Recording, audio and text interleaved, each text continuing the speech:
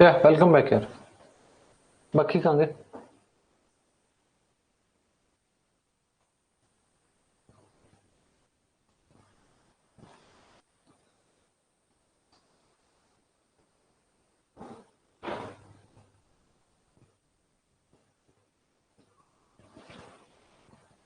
Okay, fine.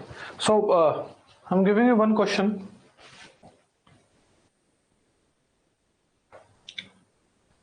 Question is,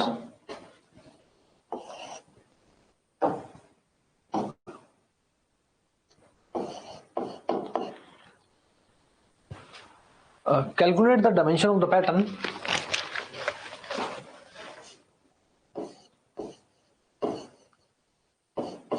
Calculate the dimension of the pattern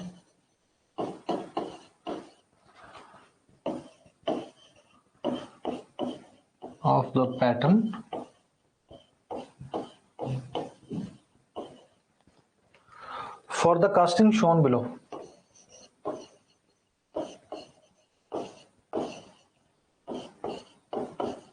Casting shown below.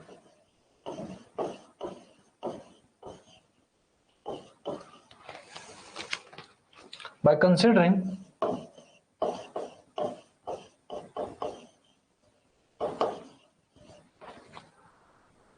machining allowance of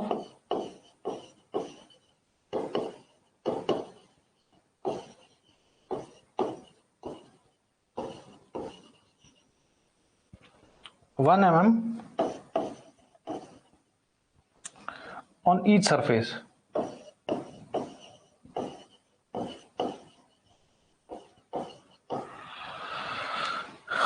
ठीक है जी। अब जो वो diagram देखेगा वो नेक्स्ट पेज पे देख लेते हैं। इस तरीके से डायग्राम है आपका।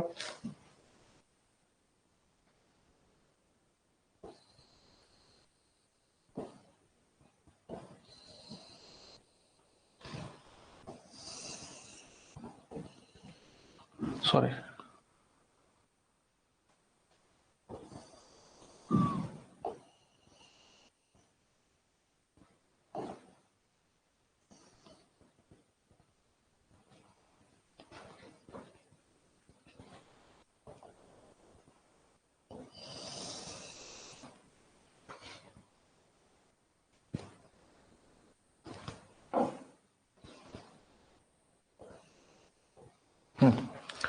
अब उसने ये 100 mm दे दी, ये दे दी आपको 150। ठीक है, this he has given a hole of 50 mm और ये उसने दे दी 80।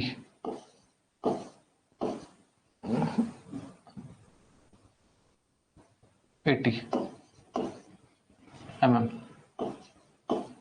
ठीक है, so this is a casting जो उसने बोला बिलो कास्टिंग।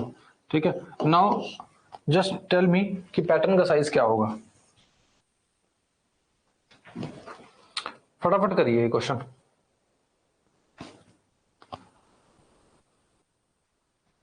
मुझे आंसर चाहिए विद इन 1 मिनट।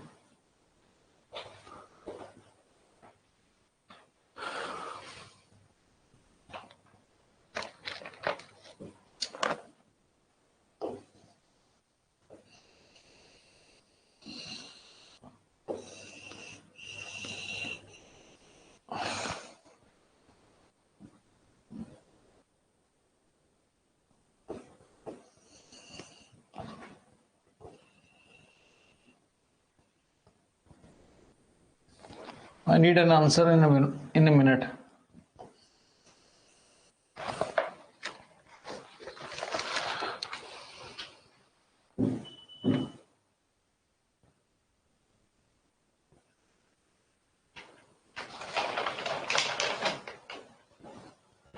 क्वेश्चन आपने देखा नहीं क्या? आप कह रहे हो क्वेश्चन दिखा दो। ये लो क्वेश्चन, लिख लो।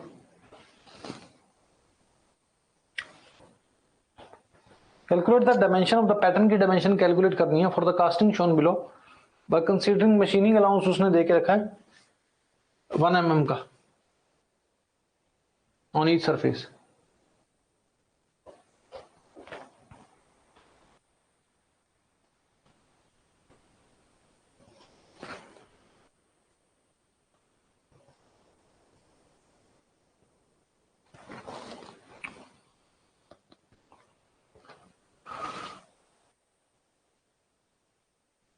This is your diagram.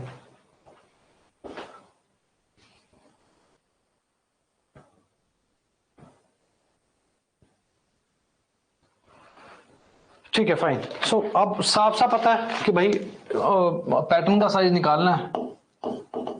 Pattern का साइज के लिए आपको बताया, एक्सटर्नल साइज के लिए निकालना है तो कास्ट का size plus twice of machining allowance MA लिख देते हैं। This is for external. तो अब एक्सटर्नल कितनी है, कौन कौन से एक्सटर्नल हैं? 100, 80 और 150। ठीक है, चुपचाप करके यहाँ पे कितना mm उसने अलाउंस दिया है पीछे कॉपी पे? 1 mm बोला इस सरफेस पे। ठीक है, ट्वाइस कर दो।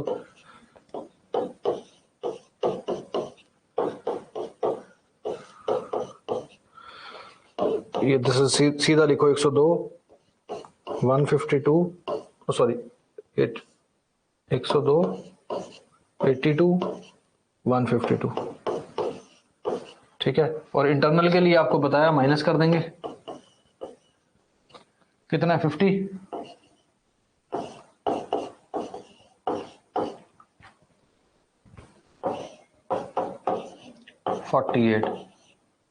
These are the dimensions. This is 102, this is 82, this is 152, and this is 48. So this is your pattern, which finally will convert it into this particular casting.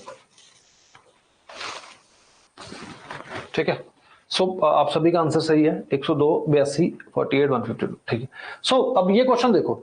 अब इसमें क्या है, आपका पूरा का पूरा मशीनिंग अलाउंस आपको क्लियर हो गया। इसमें आपको एक्सटर्नल डायमेंशंस भी दे दी, इंटरनल भी दे दी। तो आपको अब एक चीज पता चल गई है कि भाई मशीनिंग अलाउंस का ये मतलब है कि मटेरियल मेरे को रिमूव करना है।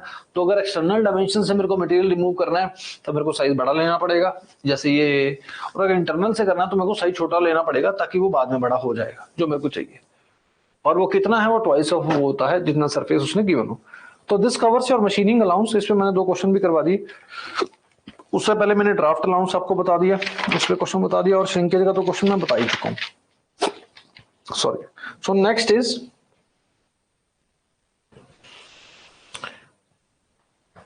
The fourth one is shaking और रैपिंग अलाउंस। शेकिंग और इसको बोलते हैं रैपिंग अलाउंस। ये हमने देखा था।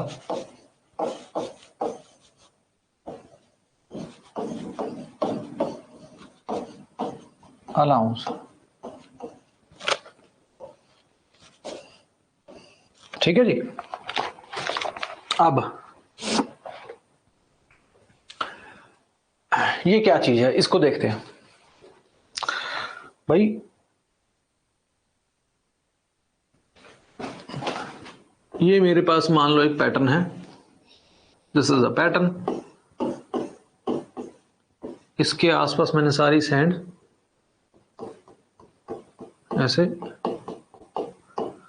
भर रखी है।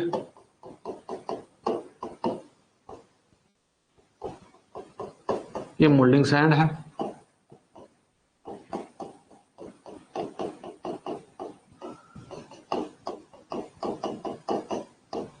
ये सारी की सारी मोल्डिंग सैंड है। ठीक है जी, ये पैटर्न इसके बीच के अंदर है।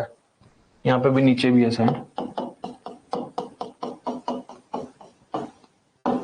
ठीक है जी, this is your moulding sand. पहले भी हमने देखा।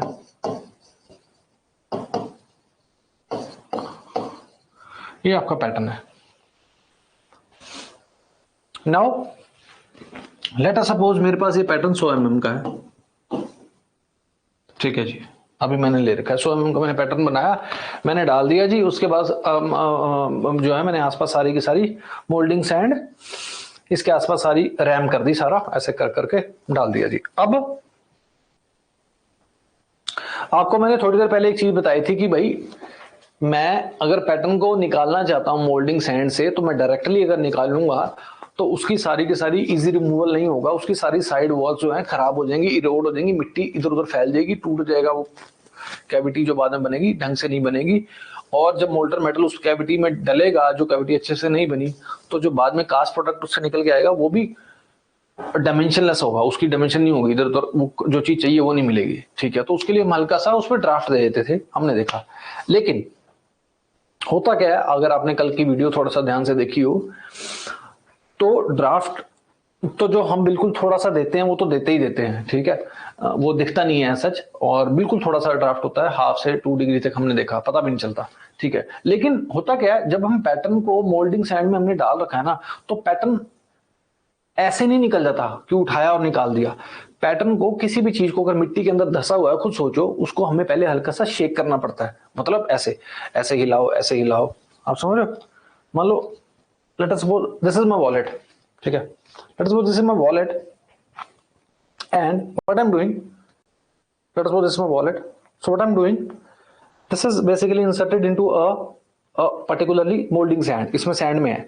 अब मेरे को अगर इसको निकालना है डायरेक्टली, मैं ऐसे नहीं निकाल सकता, ये सारी आसपास मेरे पास सैंड है, मैं ऐसे नहीं निकाल सकता। What I need to do, मेरे पास हल्का सा ड्राफ्ट तो चलो मैंने दे रखा है, वो तो इजी रिमूवल के लिए कि साइड वॉल्स जो है ना वो डिस्टॉर्ट हो, लेकिन मैं इस पैटर्न को ऐसे नहीं निकाल सकता, मेरे को इस पैटर्न को ऐसे ऐसे ऐसे ऐसे शेक करना पड़ेगा, हल्का सा ऐसे, हल्का सा ऐसे, आप समझ रहे हो, थोड़ा सा ऐसे शेक करूंगा, थोड़ा सा ऐसे शेक करूंगा, दिस और दिस, इस तरीके से और इस तरीके से, आप समझ रहे हो। अगर ये नीचे उसके साथ लगा हुआ है तो मैं इसको हल्का सा यूं और यूं हिलाऊंगा, हल्का सा, ठीक है, like this and this, I will shake it. So shake करने से क्या होगा, शेक करने से हल्का सा उसका फ्लो बन जाता है, उस वो मोशन में आ जाता है, हल्का सा मैं उसको शेक करके हिलाता हूँ। डायरेक्टली निकालूंगा तो भैया वो एक तो उसने टूट भी जाना है, मोल्ड क्या नाम, उसने जो कैविटी बाद में बननी है वो खराब बनेगी, और रिक्वायर्ड चीज हमें मिल नहीं पाएगी। तो पैटर्न ढंग से इसलिए निकाला जाता है, आराम से इसलिए निकाला जाता है ताकि मोल्डिंग सैंड खराब ना हो और वो कैविटी जो बननी है वो खराब ना हो, क्योंकि मैं बाद में मोल्टन मेटल डालूंगा उसी में ही। जब कास्ट प्रोडक्ट बन जाता है उसके बाद तो आप चाहे साइड वाली मोल्डिंग सैंड को तोड़ो, कुछ मर्जी करो, मोल्ड को तोड़ दो, चाहे आप कल हमने देखा था, उसके बाद तो मेरे को वो चाहिए ही नहीं। लेकिन जब मेरे को पैटर्न बनाना है, जब मेरे को पैटर्न इंसर्ट करना है, पैटर्न को बाहर निकालना है, तब मेरे लिए वो मोल्डिंग सैंड बड़ी इंपॉर्टेंट है, क्योंकि अगर मैं उसकी कैविटी को खराब कर दूंगा तो मेरे पास जो फाइनल प्रोडक्ट है वो ढंग का नहीं आएगा। So during the removal of pattern I need that, मैं उस कैविटी को चाहता हूं कि भैया वो ढंग से अंदर से बनी रहे, तो उसके लिए मैं पैटर्न को, मेरे को ऐसे नहीं निकालना है, मैं निकाल ही नहीं पाऊंगा, पहली बात तो सारी मिट्टी आसपास की खराब हो जाएगी। तो मेरे को उस पैटर्न को हल्का सा पहले शेक करना पड़ता है, इधर दिस वे और दिस वे, जैसे मैंने आपको दिखाया अभी वॉलेट से करके, ठीक है। सो होगा क्या, ऑन शेकिंग,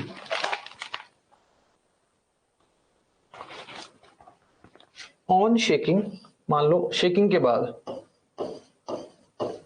या आफ्टर शेकिंग, शेक इस तरीके से करना है, ऐसे करना है, ठीक है। अब शेकिंग के बाद जो मैंने पैटर्न तो निकाल लिया, ठीक है जी, पैटर्न निकाल लिया,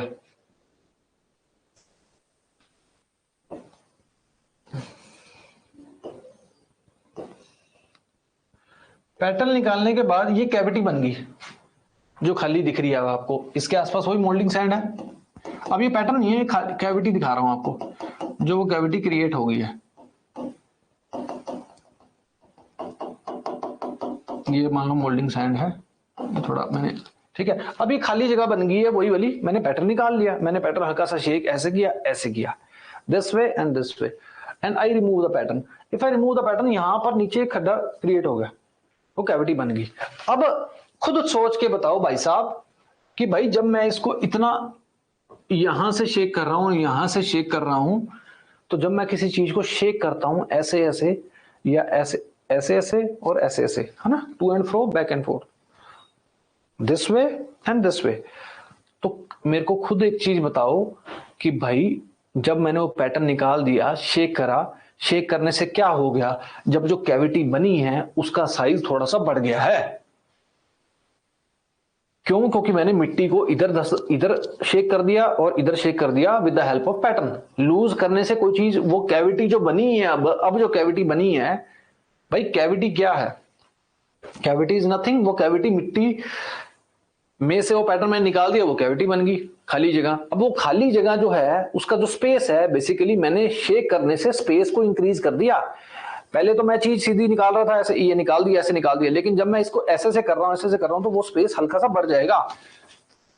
तो अब जो है भाई साहब आपकी ऑन शेकिंग या आफ्टर शेकिंग, मेरे पास कैविटी मान लो 1 mm इधर से बढ़ गया, एग्जांपल दे रहा हूं। तो अब ये मेरे पास कैविटी बन के आ गई है आपकी 102 mm की कैविटी बन गई, 102 mm की। वो जो खाली जगह बढ़ गई ना, है ना।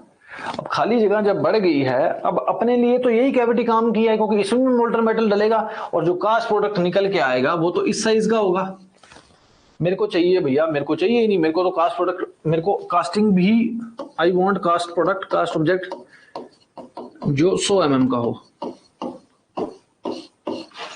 ठीक है, 100 mm का मुझे कास्ट ऑब्जेक्ट चाहिए और मैंने पैटर्न भी 100 mm का ले लिया।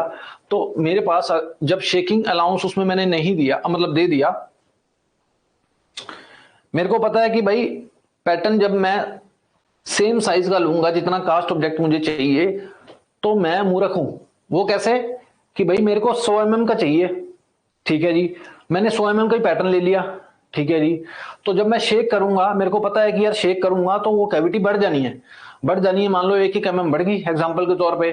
तो अब जो कास्टिंग जो खाली कैविटी बन के आ रही है वो 102 mm की आ रही है। अब जो मैं मोल्टन मेटल निकालूंगा, डालूंगा, इसमें फिल करूंगा, और जो प्रोडक्ट निकल के आएगा वो 100 mm का नहीं होगा, वो तो क्या होगा, वो तो 102 mm का है। तो मेरा काम तो, पर्पस तो सॉल्व हुआ नहीं। तो इसीलिए शेकिंग और रैपिंग अलाउंस को हम बोलते हैं नेगेटिव अलाउंस। ये इंपॉर्टेंट पॉइंट है, लिखो कि it is a negative allowance. इसको नेगेटिव अलाउंस बोला जाता है।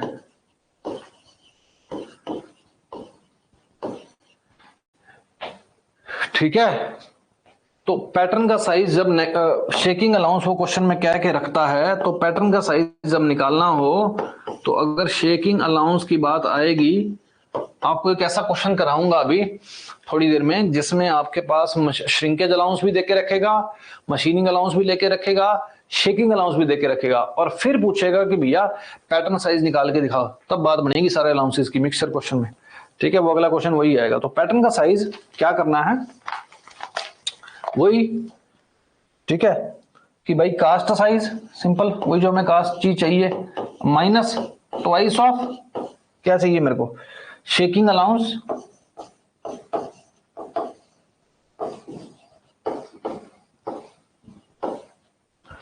On each side. अब दोनों साइड में शेक कर रहा हूं तो दोनों साइड से मल्टीप्लाई करना है।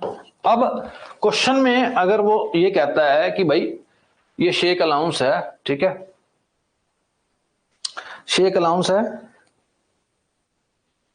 वो भी मशीनिंग सरफेस की तरह ही देगा, इतने mm पर सरफेस। शेकिंग अलाउंस को वो कैसे देगा, ऑल्सो रेफर एज mm पर सरफेस। ठीक है, तो वही चीज कि 2 से उसको गुना कर दो शेकिंग अलाउंस को, लेकिन अब हमने माइनस करना है, ये हमारा पैटर्न का साइज आएगा। ठीक है, और अगर वो खुद ही कह देता है कि भाई कि ओवरऑल शेकिंग या टोटल शेकिंग अलाउंस इतना है, तो वो 2 से मल्टीप्लाई करने की जरूरत नहीं है, वो उसने सारा का सारा शेकिंग अलाउंस दे ही दिया। ठीक है, ये तो पढ़ना है कि उसने लिखा क्या है। क्योंकि उसने लिखा है कि भाई शेकिंग अलाउंस इतने परसेंट, सॉरी इतने पर सरफेस है, तो यानी कि उसने एक सरफेस का दे दिया। ठीक है कि भाई ठीक है, इधर उसने एक साइड का दे दिया, अब मेरे को पता है इधर भी हिलेगा इधर भी हिलेगा, तो मैंने 2 से उसको गुना कर दिया। ठीक है, और लेकिन अगर वो कह देता है कि टोटल जो है ओवरऑल शेकिंग अलाउंस इतना है, तो वो फिर माइनस वो कर देंगे जितना दिया होगा। तो अब कुल मिला के बात ये आती है कि भाई मेरे पास कास्ट ऑब्जेक्ट अगर मेरे को 100 चाहिए, ठीक है, और शेकिंग अलाउंस मान लो अगर 1 mm पर, ये मैंने 1 mm लिया है, 1 mm पर सरफेस गिवन है, तो मेरे को पैटर्न का साइज यहां पर 98 mm लेना पड़ेगा। 100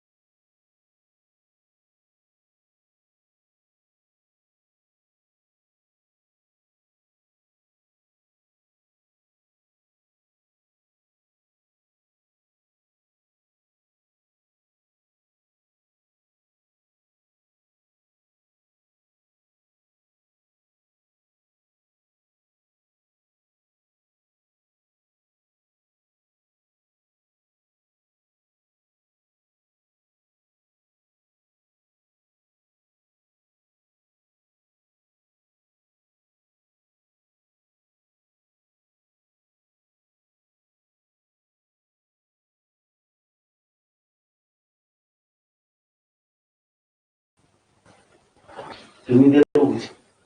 जस्ट अ मिनट। अच्छा, देखो बच्चे आएगी। या आज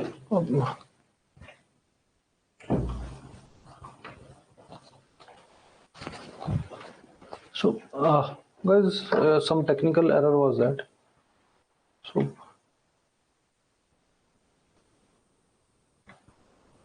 So ये पॉइंट आपको क्लियर है कि भाई शेकिंग अलाउंस क्या चीज है?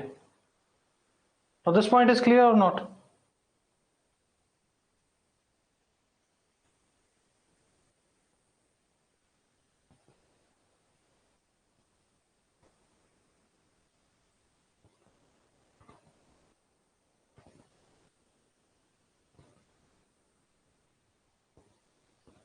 Okay, fine. So what I'm asking, so this topic has been done. ये टॉपिक आपका इसी तरीके से शेकिंग अलाउंस का, ये क्लियर है ना?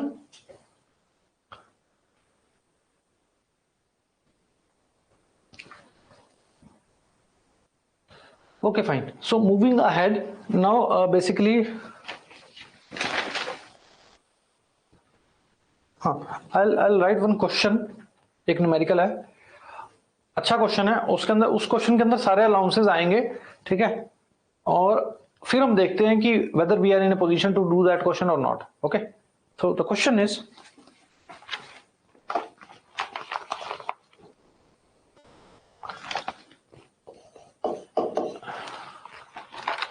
calculate the dimension of the pattern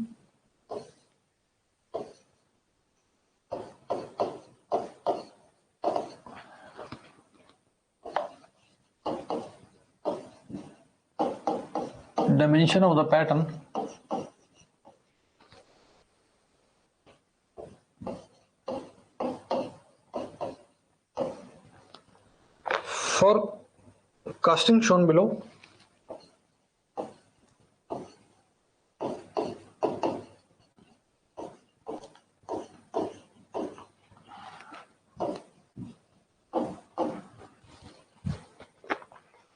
By considering the following allowances.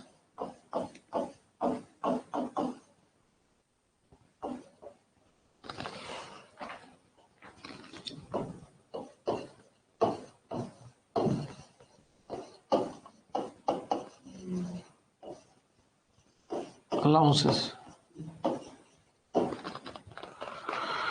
So पहला अलाउंस उसने दे के रखा भैया मशीनिंग अलाउंस,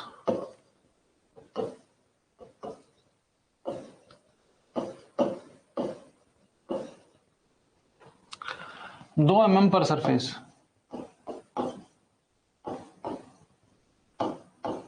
ठीक है जी। श्रिंकेज अलाउंस 3%,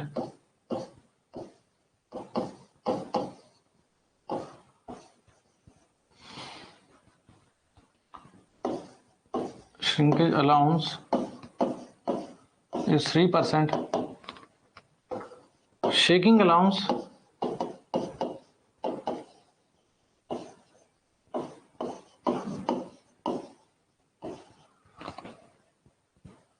वन mm पर सरफेस।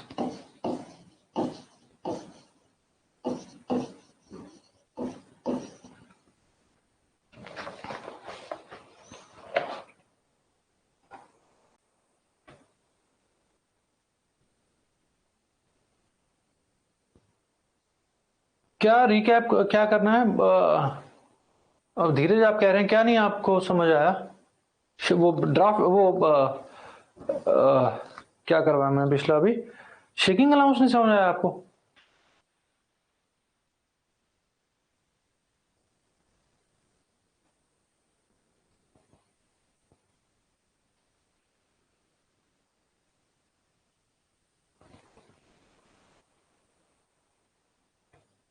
यार धीरज आपका ध्यान कहाँ था जब मैं करवा रहा हूँ? तो मैंने आपको बड़े इजी तरीके से बताया कि आपको समझ क्यों नहीं आया? I don't know why.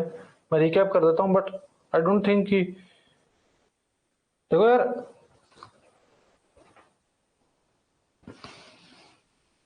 The thing is कि चलो मैं बता देता हूँ दोबारा, कोई नहीं गाइज, 2 मिनट लगेंगे, ठीक है? शेकिंग और रैपिंग अलाउंस का ये मतलब है कि भाई मेरे पास पैटर्न है, मोल्डिंग सैंड के अंदर जो है पैटर्न है मेरे पास, ठीक है। मुझे कास्ट ऑब्जेक्ट जो है 100 mm का चाहिए।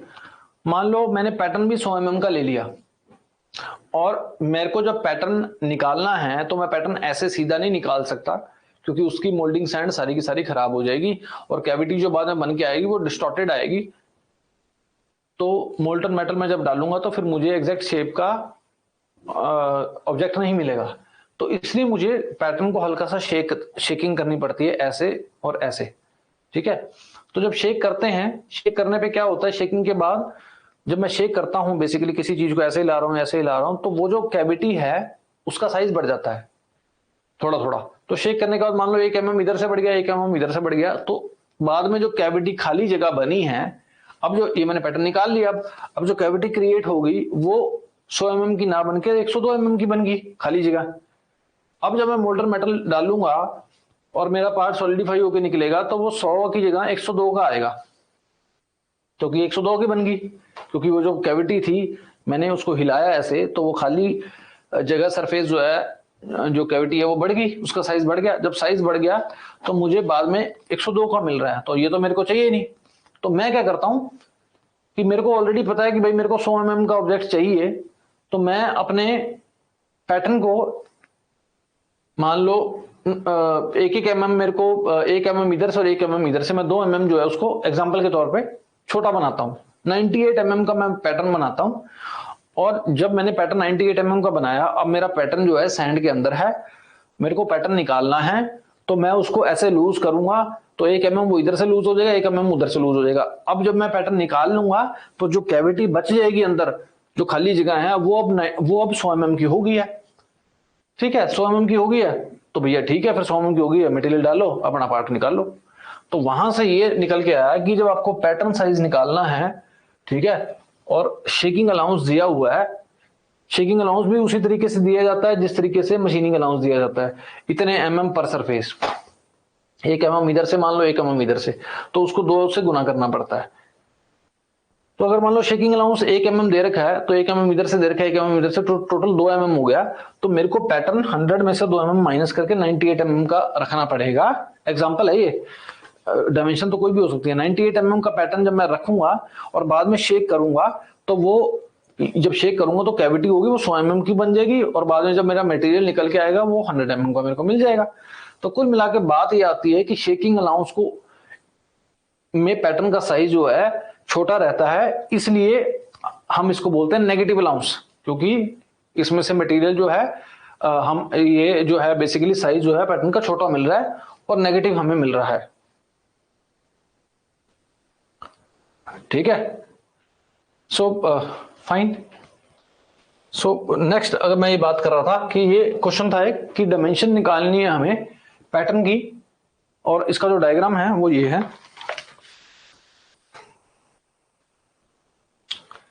इसका जो डायग्राम है वो यहाँ पे ये बना देता हूं मैं।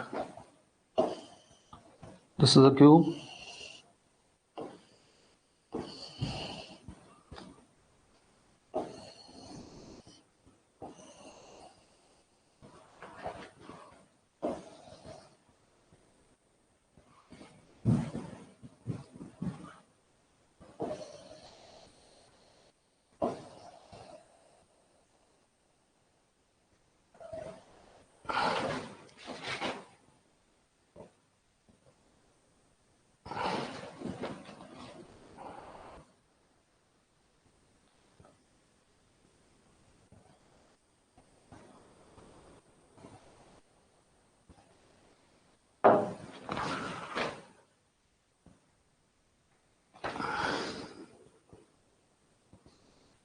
ठीक है, ठीक है जी। अब ये जो इसकी डायमेंशन है ये 50 दे के रखी हुई है, ये 40 है, और ये जो हाइट है ये आपको देख रखी है 15 mm में, ठीक है जी। अब आपको यहाँ पे मेरे को पैटर्न की डायमेंशन बतानी है, ठीक है। अब इसका ऑर्डर जो है जैसे मर्जी रख लो, कोई दिक्कत नहीं है, ठीक है। मशीनिंग निकाल लो, श्रिंकेज निकाल लो, शेकिंग निकाल लो, ठीक है। अगर आपको ज्यादा दिक्कत है तो मैं पहले आपको ऐसे बता देता हूं कि ये लो, जैसे मर्जी ऑर्डर रख लो। इसको सॉल्व करते हैं, ठीक है। पहले ऊपर क्या है अपने पास कास्ट, सॉरी,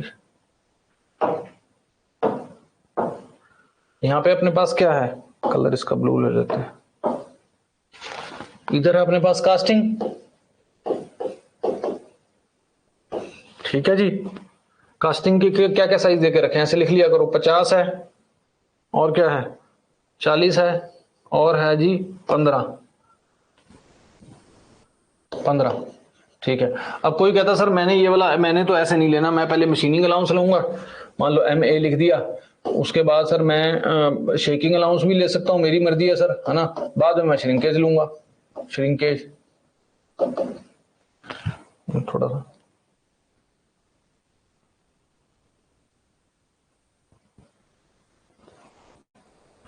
लो मशीनिंग अलाउंस, ठीक है।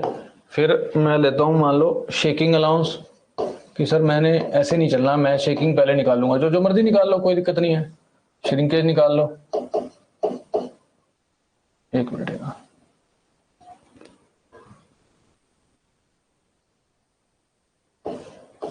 श्रिंकेज कोई दिक्कत नहीं है, ठीक है। ये सारे अलाउंस है, और बाद में यहाँ पे हम पैटर्न का साइज अगले पेज पे देख लेंगे, चलो पैटर्न का है, ठीक है जी, कोई उसमें वो नहीं है, ठीक है। तो अब मेरे को फाइनल साइज चाहिए, मेरे को खाली मशीनिंग अलाउंस का आंसर नहीं चाहिए, ठीक है। सो अब देखो जी, इसकी कोई भी हो सकती है, वैसे तो ऐसे लोगे तो ज्यादा वो रहेगा कि मशीनिंग ले लो, शेकिंग ले लो, श्रिंकेज ले लो, ठीक है। पहले हल्की श्रिंकेज होती है, फिर शेकिंग, जैसे मर्जी, फिर मशीनिंग लास्ट में, या ऐसे भी कोई दिक्कत नहीं, जैसे मर्जी ले लो, इसका आंसर वही आना है। चलो शुरू से चलते हैं। अब सबसे पहले बताओ 50 वाली साइड उठाई, 50 वाली साइड पे मशीनिंग अलाउंस कितना आएगा, कितना देके रखा हुआ है, 2 mm है, ठीक है। सीधा क्या करोगे भाई सौरभ कुमार जी, आपका आंसर 52 कैसे लिखा है, पहले तो आपने मशीनिंग अलाउंस के बाद ही मैंने आपको बोला है कि डबल करना है, ये आप डबल कर रहे हैं, 2 mm मेरे को हर सरफेस पे चाहिए, ठीक है। तो जितना है उसका 2 से मल्टीप्लाई कर दो, ये पहली वाली 50 इधर आ गई जी 54, ठीक है जी, ठीक है जी। चुपचाप करके मशीनिंग अलाउंस में और शेकिंग अलाउंस, सॉरी श्रिंकेज में ऐड कर देते होते हैं, ठीक है, और शेकिंग में हम माइनस करते हैं। तो भैया ये ऐड कर दो, 2 mm पर सरफेस है, 50 का 54 बन गई। अब मेरे पास 54 आ गई, उसका मेरे को शेकिंग करनी है। शेकिंग कितनी देर के रखी हुई है, 1 mm, 1 mm दे के रखी है ना, ठीक है। तो 1 mm दे के रखी है पर सरफेस, तो 2 से मल्टीप्लाई किया, कितना हो गया 2 mm। तो 54 की शेकिंग करी भाई, 50 पे थे पहले, मशीनिंग कर दी, तो मेरे को मशीनिंग करने के लिए साइज बढ़ाना पड़ेगा, तो मैं 50 से 54 चला गया, तो हम देख चुके हैं, ठीक है जी। उसके बाद 54 का साइज मेरे को मिल गया, ठीक है। अब मेरे को इसकी शेकिंग करनी है, शेकिंग करनी है, कितनी करनी है, एक mm दे के रखा हुआ है, तो यानी 1 mm इधर से और 1 mm इधर से, टोटल 2 होगी, ठीक है। तो मेरे पास फिर साइज होगा जी 52, ठीक है। उसके बाद मेरे पास क्या है, श्रिंकेज, मुझे श्रिंकेज कितनी दे के रखी हुई है 3%, तो 3% भी ऐड कर दो, 3% किसका 52 का, ठीक है। तो ये जो साइज आएगा आपका लास्ट का, ये इसका ये आएगा 53.56, इसको दोबारा लिखते हैं 53.56। ये पैटर्न की एक डायमेंशन होगी, अभी लिखेंगे कि पैटर्न की। अरे क्या आपके आंसर आ रहे हैं 55, 52, ऐसे ही जो मर्जी लिखी जा रहे हो, देख तो लो क्या कर रहे हो आप, जल्दी करने की क्या जरूरत है, कुछ भी लिखी जा रहे हो यार ऐसे ही 52, 48। देखो तो सही कि वो क्या कह रहा है, फिर क्या समझा आपने, अगर आप इतनी जल्दी करके 50 mm आपके पास जो साइड है ये पड़ी है 50 mm, देख लो ये वाली, ठीक है। 50 mm साइड पे आपको मशीनिंग अलाउंस पहले निकालना है, तो बढ़ा दो साइज 2 mm, 54 हो गया। उसके बाद उसी 54 पे शेकिंग दे दो, कितनी 1 mm, 52 हो गया। अब उसी 52 पे श्रिंकेज दे दो, कितनी श्रिंकेज देनी है 3%, किसकी जो बची हुई है 3% 52 की। तो टोटल साइज जो बन गया अब पैटर्न का 50 था, अब 50 वाली जो है वो किस में कन्वर्ट होगी है, वो होगी आपकी, अगर पैटर्न की बात करूं, यही अगर पैटर्न बनाऊं,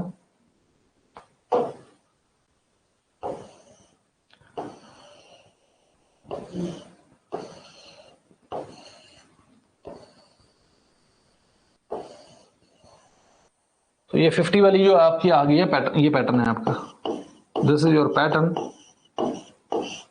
दिस इज योर कास्टिंग। तो मेरे पास अब मेरे को 53.56 mm की मैं ये साइड लेके चलूंगा, और उसके बाद मेरे ऊपर, इसके बाद लास्ट में इतने अलाउंसेस लगेंगे तब जाके 50 बनेगा, समझे? अब आ जाओ 40 वाली पे। 40 वाली पे क्या करना है भाई, पहले अपने को वही मशीनिंग अलाउंस, तो ये क्या बन गया 44,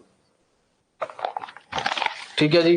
फिर 2 mm का शेक है तो 42, फिर 3% का क्या है श्रिंकेज, 42 की 3% निकाल लो तो ये आ गया 43.26, ये बन गया 43.26, ठीक है। अब इसमें बताओ कितना है, ये मेरे को इसका निकाल के दिखाओ, चलो लास्ट वाली का, ये होगी, ये होगी, ये रहेगी,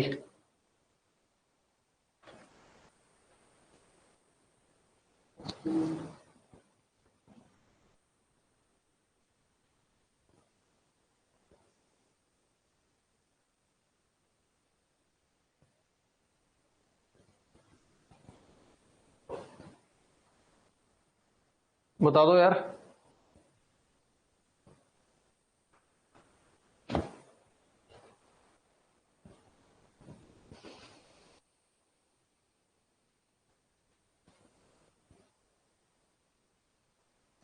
मशीनिंग अलाउंस 21, क्या कर रहे हो सौरभ कुमार?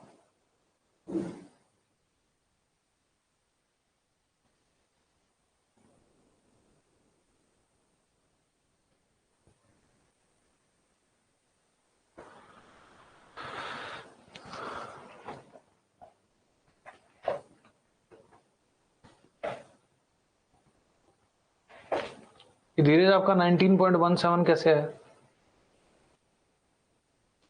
चलो अच्छा, मशीनिंग अलाउंस तक तो सबको समझ में आ गया, कितना है 2 में मैं 4 बढ़ा दो 19, ठीक है। अब बताओ इस मशीनिंग के बाद क्या है शेकिंग, तो शेकिंग में कितना आएगा? धीरज का आंसर है 17, शेकिंग में मेरे को आंसर बताओ, शेकिंग का आंसर कितना आएगा?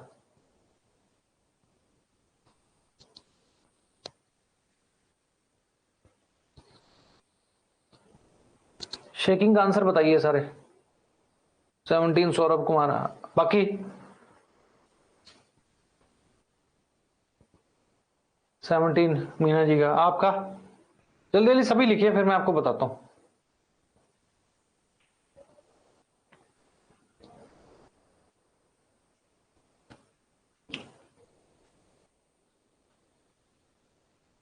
मैं शेकिंग का पूछ रहा हूं पहले,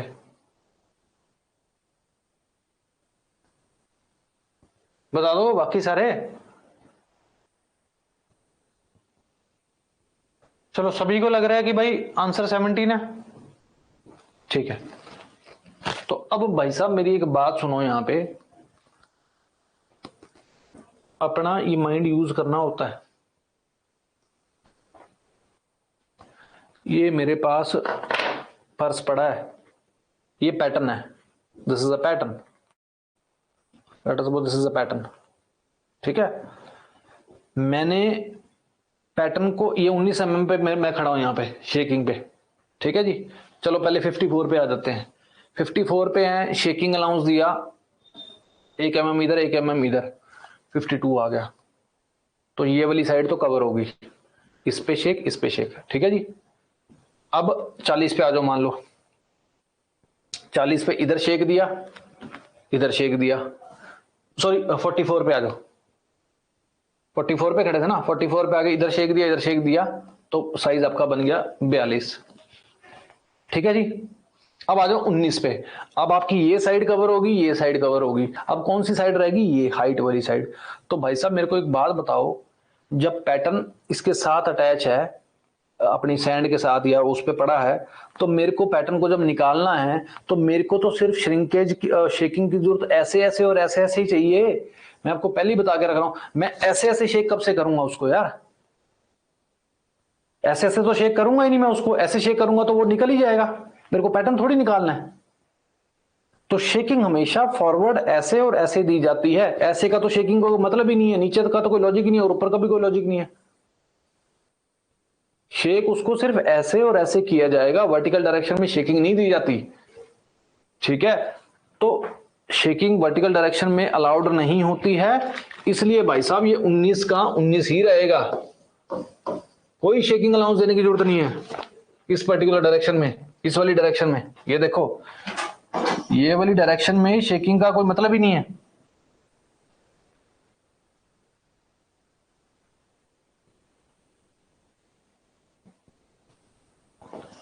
इस पर्टिकुलर डायरेक्शन में, इसमें, ठीक है। तो यहां पर लिखो नो शेकिंग अलाउंस इधर। मैं चाहता था आप ये गलती करें, वाई डायरेक्शन में शेकिंग अलाउंस का वर्टिकल में कोई नीड नहीं है। Shaking allowance along vertical direction बड़ा इंपॉर्टेंट कंसेप्ट है। जब कोई शेकिंग की जरूरत है ही नहीं वर्टिकल डायरेक्शन में, उसका काम तो वहीं से चल रहा है, ऐसे ऐसे और ऐसे, बस बात खत्म। वर्टिकल डायरेक्शन में ऐसे उसको निकालना थोड़ी, हमने पैटर्न को निकाल थोड़ी देना है, शेक करना है सिर्फ, ऐसे करेंगे तो निकल ही जाएगा ना। तो जब यहां पर 19 है तो 19 ये, हाँ तो 19 है तो 19 हमें शेकिंग पे, उसके बाद हमारे पास क्या चाहिए, श्रिंकेज, तो लगा दो भैया श्रिंकेज 19 पे 3% ऑफ 19, तो ये आपका आंसर आ जाएगा भैया 19.57।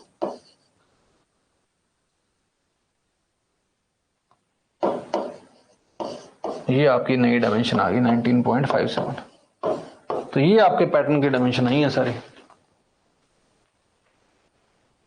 हाँ shrinkage Saraswati, if you do shrinkage initially then also it's fine, आप घर पे बैठ के आराम से सारा उल्टा पुल्टा जैसे मर्जी कर लो, कोई फर्क नहीं पड़ता, ठीक है। जो चीज जहां आनी है वो तो आनी है, आप समझ रहे हो। पहले आप श्रिंकेज करेंगी 15 पे,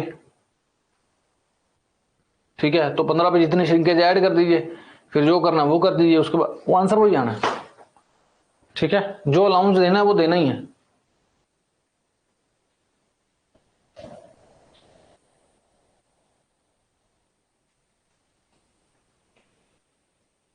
आप घर पे करके देख लेना, मैं आपको बता दूंगा, ठीक है। बट ध्यान रखिए आप इस वाले फॉर्मेट में करेंगे तो ज्यादा अच्छा रहता है, क्योंकि मशीनिंग सबसे लास्ट में होती है, शेकिंग श्रिंकेज, तो इसको ऐसे फॉर्मेट में आप याद रखें तो ज्यादा अच्छा रहता है, बाकी कोई दिक्कत नहीं, ठीक है। अभी ये देखो पहले ना यार, मेरे को तो एक कभी कभी आपका समझ नहीं आता, जो चीज मैं कराता हूं, जो जहां मैं ध्यान लगवाता हूं या जो चीज मैं बताता हूं, आप ना उसके उस डायरेक्शन में नहीं ध्यान देते, आप अपनी डायरेक्शन पहले चलाएंगे, है ना, और फिर दिक्कत आती है। जो करंटली इस बोर्ड पे लिखा है, पहले you should be in a position to understand all those things, ठीक है। आंसर आपके सबके गलत आ रहे हैं, वो 24 कोई कुछ भी बोली जा रहा है ना। पहले just try to understand the concept which I am telling you, उसके बाद घर बैठ के आराम से इसको देख लेना कि क्या सीन है, ठीक है। As of now just tell me this part is clear.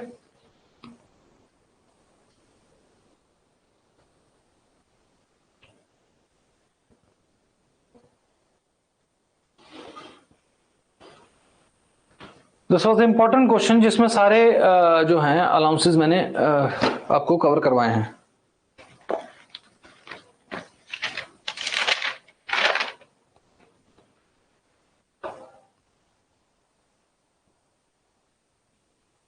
ठीक है, तो आगे चलते हैं। अब एक अलाउंस और है, एक अलाउंस और है, ठीक है, जिसको हम बोलते हैं फिफ्थ अलाउंस है, इसका नाम है डिस्टॉर्शन और कैम्बर अलाउंस।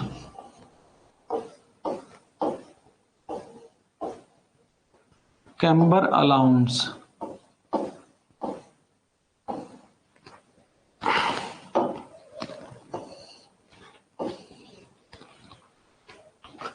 ठीक है, अब डिस्टॉर्शन और कैम्बर अलाउंस क्या चीज है? ठीक है, ये बेसिकली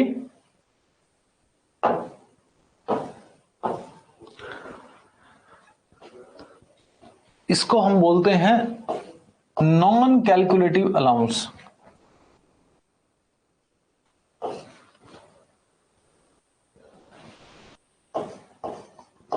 नॉन कैलकुलेटिव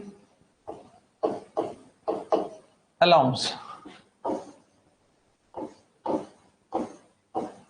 इसको हम ऐसा कैलकुलेट नहीं कर सकते, कैन नॉट कैलकुलेट। ठीक है, ये क्या है हम डिस्कस करते हैं। इस पे एक पॉइंट लिख लो पहले, only provided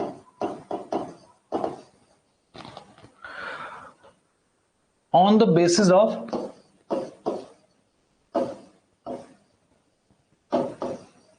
experience of expert,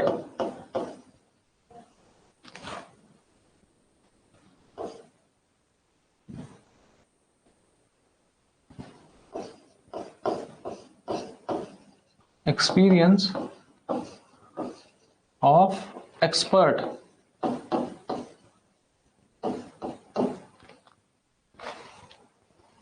क्या चीज है अभी देखते हैं। एक डायग्राम बनाता हूं फिर आपको दिखाते हैं।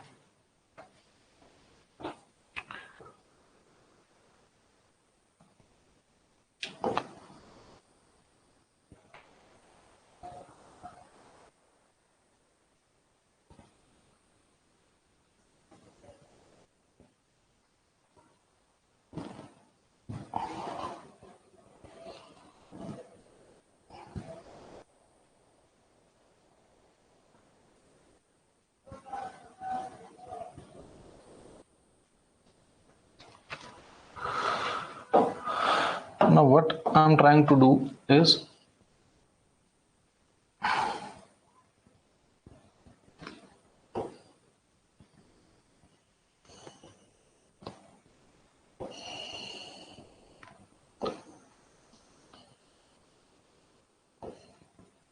something like this.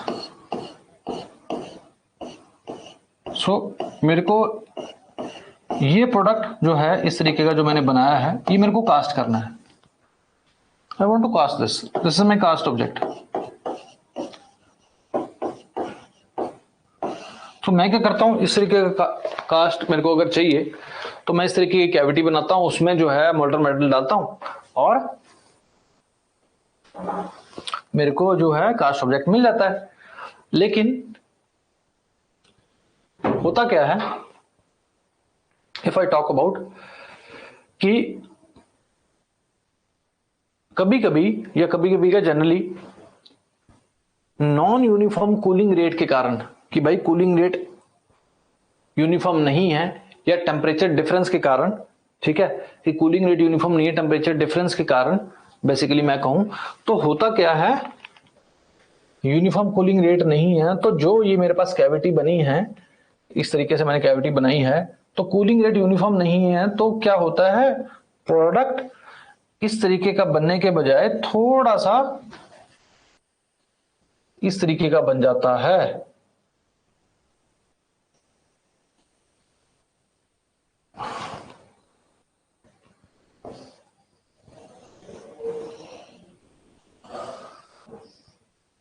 ठीक है, इस तरीके का बन गया भाई साहब, क्योंकि कूलिंग इसकी यूनिफॉर्म नहीं थी तो ये क्या हो गया, डिस्टॉर्ट हो गया। और जितनी इसमें डिस्टॉर्शन आई है वो मैं आपको दिखाता हूं।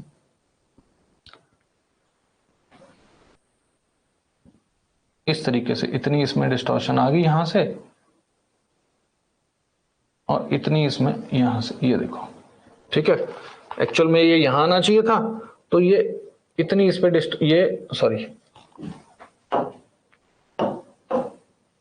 इतना जो है अपनी पोजीशन से ये डिस्टॉर्ट कर गया।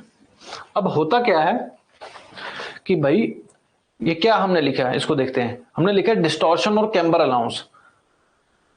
कि कभी कभी क्या करते हैं हम, ये हल्का सा डिस्टॉर्शन और कैम्बर अलाउंस नहीं दे के रखते, ठीक है। तो ये क्या होता है कि जब हम मोल्टन मेटल डालते हैं तो नॉन यूनिफॉर्म कूलिंग रेट या टेम्परेचर डिफरेंस के कारण हल्का सा जो प्रोडक्ट बनना चाहिए था बना नहीं, डिस्टॉर्ट हो गया, ठीक है, फैल गया।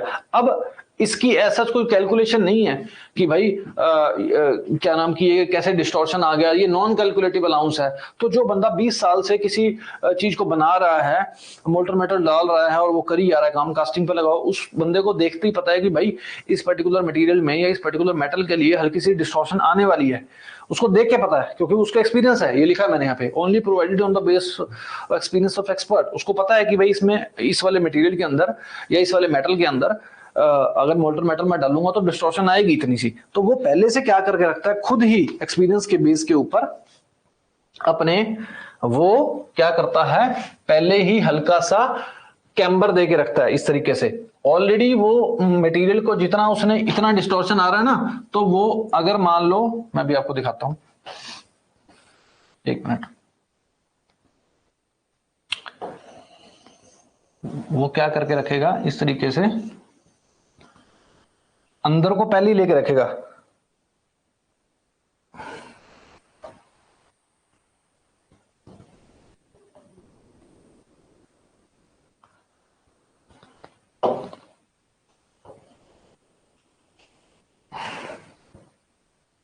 Like this, what he'll do,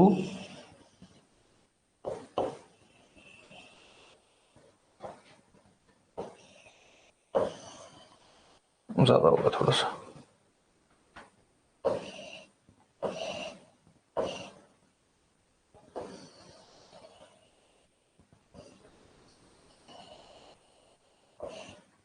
इस तरीके से वो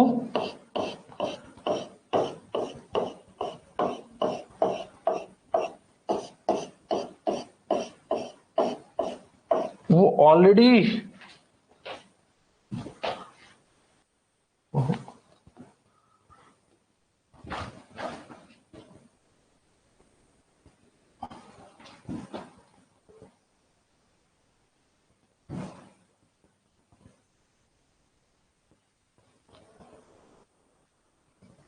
ये देखो, ये मैं क्या कर रहा हूं, अब उसने क्या किया भाई, उसको पता है कि मेरा मटेरियल, मेरे को अगर ये चीज चाहिए, ये चीज चाहिए, ठीक है, जो भी मैं मोल्टन मेटल डालो उसने डिस्टॉर्ट कर देना है, तो मेरे को ये चीज तो नहीं मिली। तो वो पहले से क्या करता है, उसको ऑलरेडी पैटर्न को इस तरीके से बनाता है, डिस्टॉर्ट करके थोड़ा सा कैम्बर प्रोवाइड करता है। ये आपने ऑटोमोबाइल इंजीनियरिंग अगर आपने पढ़ी है तो उसमें दो टर्म्स यूज होती है, कैस्टर एंगल और कैम्बर एंगल। कैम्बर देते हैं हम, टायर्स वाली साइड कैस्टर कितना दे रहे हैं, तो यही है कि कितना कैम्बर, वो हल्का सा पहले उसको डिस्टॉर्ट अंदर की ओर करके रखेगा। अब उसको पता है कि भाई मेरा अगर पैटर्न इस तरीके से है, मैंने निकाला, पैटर्न बना लिया और फिर मैंने पैटर्न निकाल दिया कैविटी से, और मेरा पैटर्न इस तरीके से है। अब उसको पता है इस पर्टिकुलर मेटल या मटेरियल के लिए, लिक्विड मेटल के लिए जब मैं डालूंगा इसने डिस्टॉर्ट होना ही है, तो वो डिस्टॉर्ट होकर उसको पता है कि इतना डिस्टॉर्शन होना है।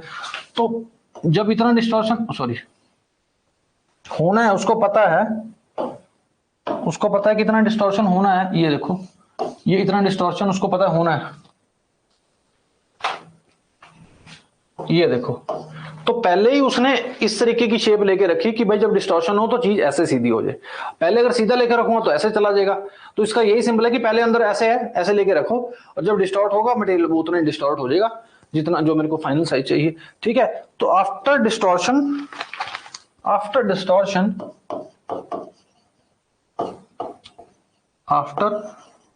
डिस्टॉर्शन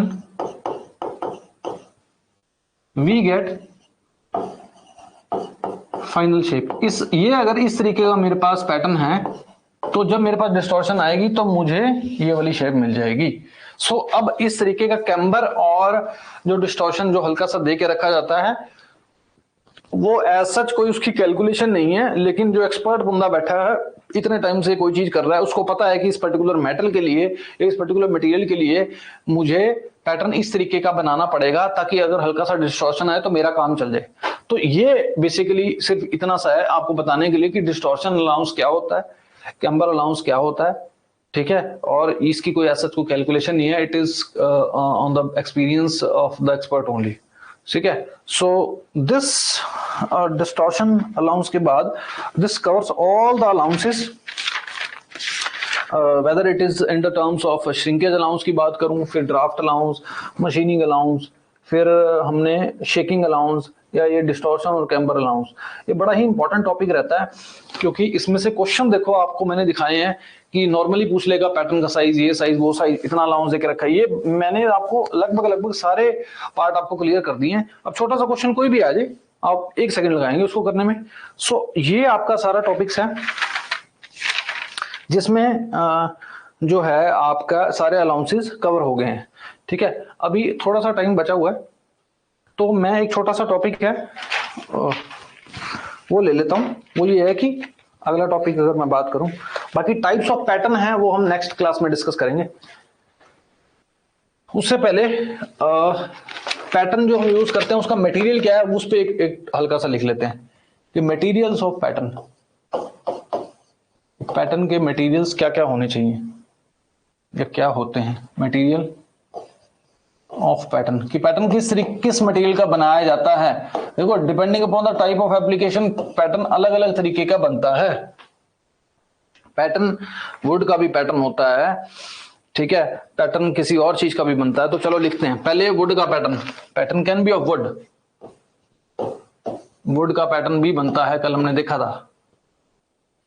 पैटर्न बनते हैं मेटल एंड अलॉयज के भी पैटर्न बनते हैं। जब आपको लार्ज स्केल प्रोडक्शन करनी है बहुत बड़ी, क्योंकि पैटर्न जो होते हैं वो भी बेसिकली महंगे बनते हैं अगर मेटल और अलॉयज की बात करूंगा, ठीक है। तो डाइज भी महंगी बनती हैं, है ना, ये सारी चीज महंगी बनती है। तो डिपेंड करता है कि आपके लिए आपकी एप्लीकेशन क्या है। वुड के पैटर्न बन सकते हैं, ठीक है, मेटल और अलॉयज के पैटर्न बनते हैं। अब क्वेश्चन आपसे पूछा जाता है कई बार कि भाई मेटल और अलॉयज के पैटर्न किसके लिए बनते हैं। आपकी जो डाई कास्टिंग होती है ना, उसमें आपके जो पैटर्न बनेंगे या पैटर्न हम का मटेरियल जो होगा वो मेटल और अलॉयज का होगा।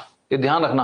आपके आगे हम पढ़ेंगे hot chamber die casting, cold chamber die casting. तो उसमें जो मटेरियल्स यूज होंगे पैटर्न के लिए, मेटल्स या ये जो भी हैं, aluminium, cast iron, steel, brass etcetera, इन सब के पैटर्न बनते हैं। कौन सी कास्टिंग के लिए? डाई कास्टिंग के लिए, ठीक है। तो pattern can be of metal as well as alloys, pattern can be of wood. Metal alloys के पैटर्न किस में बनते हैं? जब डाई कास्टिंग की बात आती है। उसमें कौन कौन से ये रहते हैं ये आपके लिए लिख दिए मैंने, ठीक है।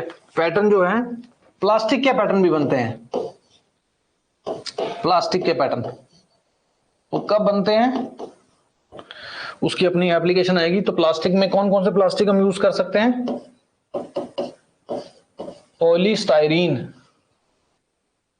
STYRENE, फॉर्म,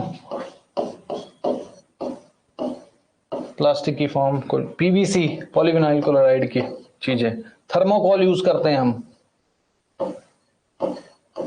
तो ये सारे प्लास्टिक के पैटर्न्स हैं, ठीक है।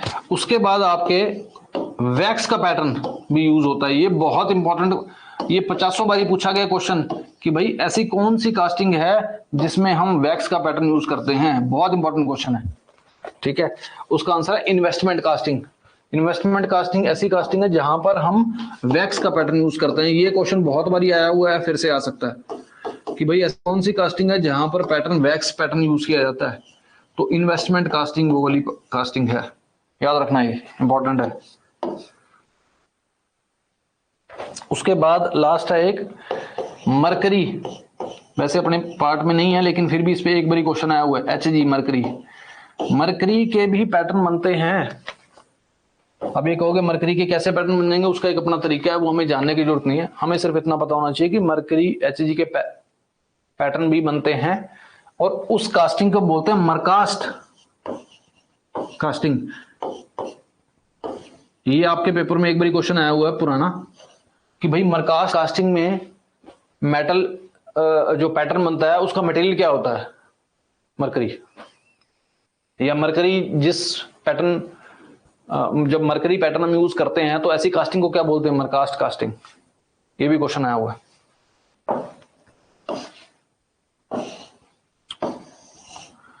ठीक है, वुड का पैटर्न, मेटल अलॉयज का पैटर्न, प्लास्टिक का पैटर्न, ठीक है, ये इन्वेस्टमेंट कास्टिंग, ये सारे जो हैं पैटर्न आपके अलग अलग तरीके के पैटर्न हैं जो बेसिकली मटेरियल है बेसिकली पैटर्न के अलग अलग। अब जिस तरीके की एप्लीकेशन होती है उसी तरीके के पैटर्न यूज किए जाते हैं। वुड के पैटर्न हम देखेंगे, ठीक है,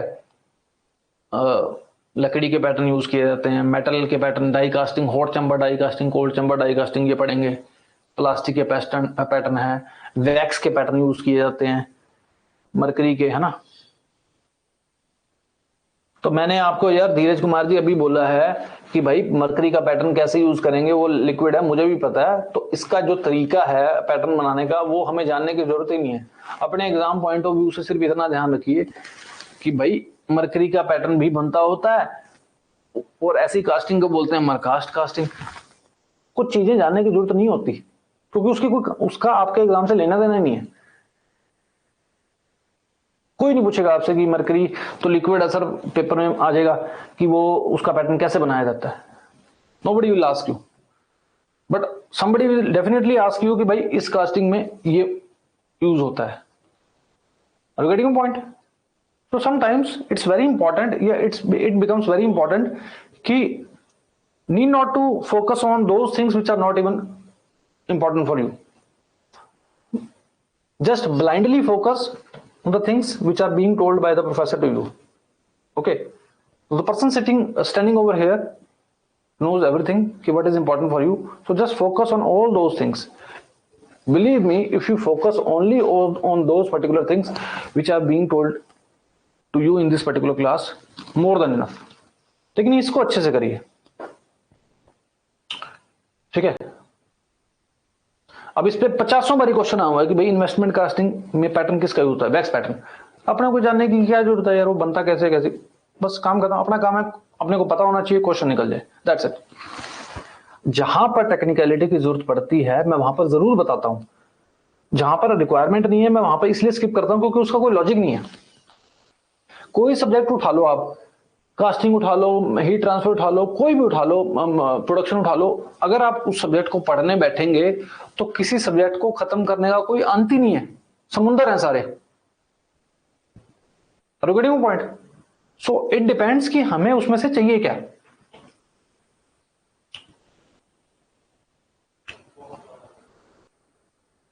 ठीक है, so I think that's all for today. So I hope this particular 2 sessions of 2 days of casting are beneficial for you. इसको रिवाइज करिए अच्छे से, इस पे क्वेश्चन लगाइए जितना एक हमने कर लिया, ठीक है, उसके शॉर्ट नोट्स बनाइए। आई थिंक चीजें क्लियर हो रही हैं। अब अगली क्लास में हम टाइप्स ऑफ पैटर्न देखेंगे, आगे चलेंगे, तो कास्टिंग आने वाले दिनों में अच्छे से जब भी कवर हो जाएगा आपका, फिर एक बार कास्टिंग हो गया ऐसे दूसरे पे चलते रहेंगे। Need not to worry about कि कितना सिलेबस पढ़ा है, कब खत्म होगा, कैसे चलना है कैसे नहीं, वो मेरे काम है, ठीक है, दैट्स नॉट योर हेडेक। आपका काम सिर्फ इतना है कि जो टीचर यहां करा रहा है उसको समझें, क्लासेस लगाएं, नोट्स बनाएं और जितना बताया जा रहा है उसको समझें, करें, दैट्स इट। ज्यादा जब हम तैयारी करते हैं ना, ये मैं भी ऐसा किया करता था कि सर ये है, तो मेरे टीचर बोलते यार you just focus on those things which are being told to you, है ना, इधर उधर दिमाग लाने की जरूरत नहीं है। जब आप किसी पर्टिकुलर पेपर की तैयारी कर रहे होते हैं ना, तो आपके लिए बड़ा इंपॉर्टेंट हो जाता है कि आप एक फ्लो में चलते रहें, ज्यादा सोचना है ही नहीं, सोचना है ही नहीं, ज्यादा क्या छोड़ो।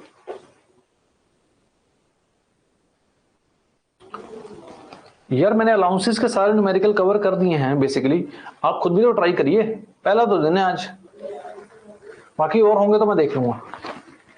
फाइन, चलो that's all for today, will meet next week.